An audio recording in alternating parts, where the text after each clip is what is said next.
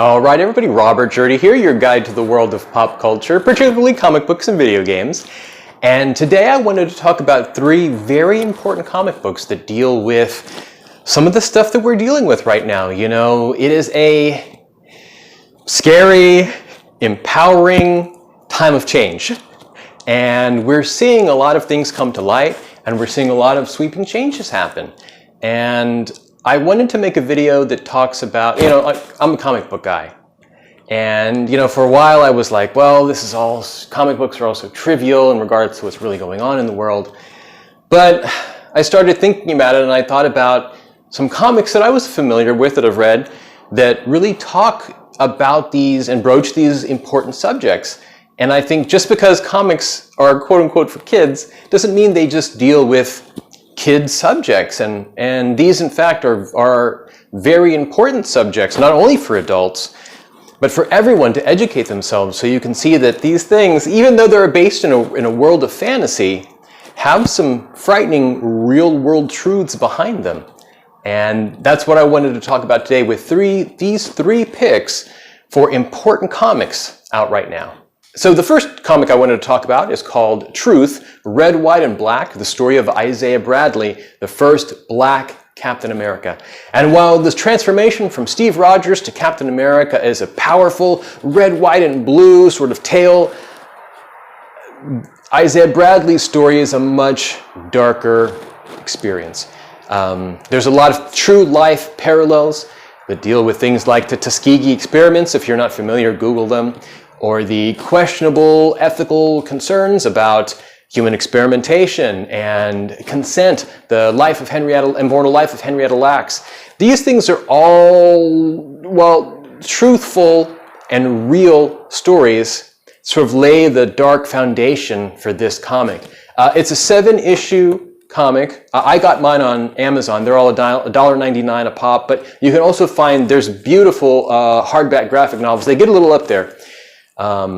It's a dark story, but it's an important story because of the truthfulness it tells in regards to these other injustices that have been going on for so long. And while ultimately the tale in epilogue has a positive resolution, the character Isaiah Bradley is sadly, he destroys a Nazi regiment all by himself, comes back to America, and is immediately thrown in jail for impersonating Captain America, and spends 17 years in solitary confinement. That changes him as a person, and further pushes his family and his children and his children he didn't even know he had because of government experiments, Henrietta Lacks, disillusionment in America. And it's a dark, heavy read, but it is an important read because of the truthful ramifications and the things that really happened in history. So check it out if you get a chance. Like I said, it's beautifully written and incredibly illustrated. Our next pick is a pretty recent graphic novel called Superman Smashes the Klan by Jean Luen Yang and artist Guruhiru. Hopefully I said all of those right. This is actually loosely based on a 1940s serial called Superman versus the Fiery Cross. And this particular story, a Chinese-American family in the 1940s, has moved from San Francisco to Metropolis, where they encounter, unfortunately, the Klan. And you've got people like Jimmy Olsen and Lois Lane who are trying to help, but they get dragged into it because of the influence that this group has. And the artistry is bright, and it's a nice piece, but it also talks about things like white supremacy, you know, ingrained white supremacy, systemic. Also, it talks about immigrants. You know, Superman in comics is often regarded as the ultimate immigrant. You know, Superman could be Mexican because he didn't cross a border. He wasn't even born on this planet. He's from a whole nother world. He's an illegal alien, but he representation-wise is what you would consider to be the ideal immigrant, someone who believes in truth, justice and the American way, who's helping other disenfranchised people. It is a sweet comic, and very well drawn and very recent too. It's been getting a lot of accolades. I think it came out at the middle of 2019.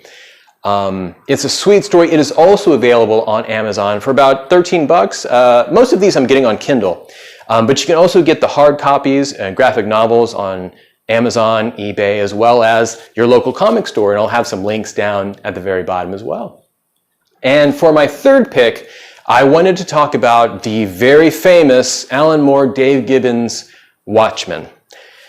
If you're not familiar with Watchmen, it's a tale of 1985 in an alternate universe where America is on the edge of Cold War, nuclear war with Russia, or a Cold War, and superheroes by this point have been outlawed by the Keene Act, and so most superheroes are retired for fear of criminal act, fear of being arrested, and it really talks about, there's crowds and people protesting superheroes.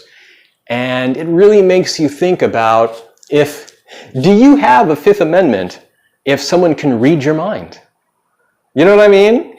Who watches the Watchmen? And, we talk about right now in this world of police brutality and accountability. Who's watching the police? Who's watching the Watchmen?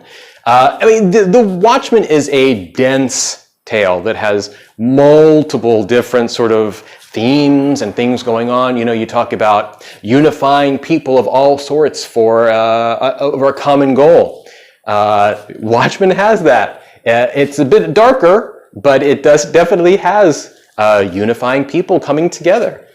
You talk about police brutality. What are your rights when superheroes can pick you up and move you without your consent? So if you haven't read Watchmen, like I said, it is a dense, thick book, but it's also so interesting on so many different levels. Now I understand that I haven't seen it because I don't have HBO, but the Watchmen show was really good about policing, but also talking about Black Wall Street and some of the darker periods in history.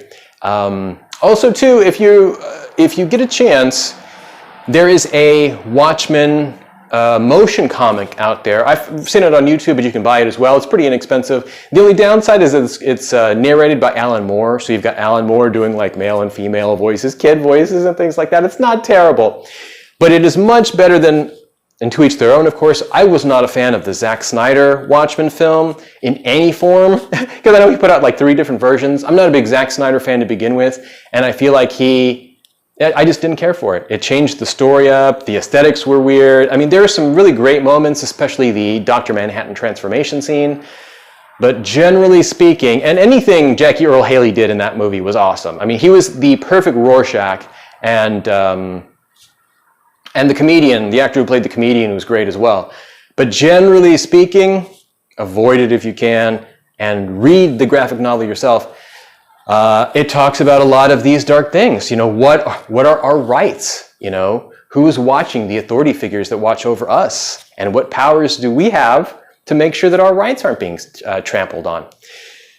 It's an interesting book, and like I said, you can get a lot of different things from it, but I would definitely recommend it if you haven't read it before.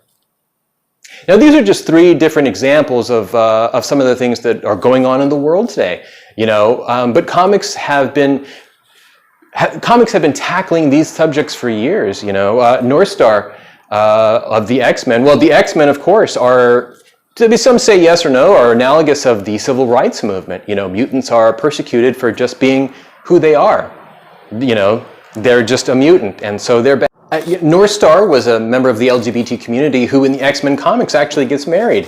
A huge issue. Carol Danvers and Kamala Khan are both Miss Marvels and deal with the issues of diversity as well as feminism. Comic books deal with a lot of adult subjects, even though they're considered for kids. And I would recommend, if you get a chance, to read some of these suggestions we've talked about today. Also, too, if you get a chance, like I said, I got them from Kindle. You can get them, Kindle is an easy app to use, but you know, it never hurts to walk into a comic book store. If you've never been in a comic book store or haven't been in a while, now is the best time to support your local businesses. You know, I'm very lucky. Mega City Comics is right down the street. Golden Apple, my favorite comic book store, is right there. Home Away from Home, as well as Heidi Ho Comics in Santa Monica. All these places have been great customer service, and hey, it never hurts to help out some local businesses. Well, everybody, thank you again for watching. Robert Jerdee here, your guide to the world of pop culture. Please follow, like, subscribe, comment, or let me know some other comics that deal with some of these issues that we're talking about today. I'd love to read them. Anyway, Robert Jerdee here. Hope you're safe and sound. Thank you for watching. Have a great day. Take care.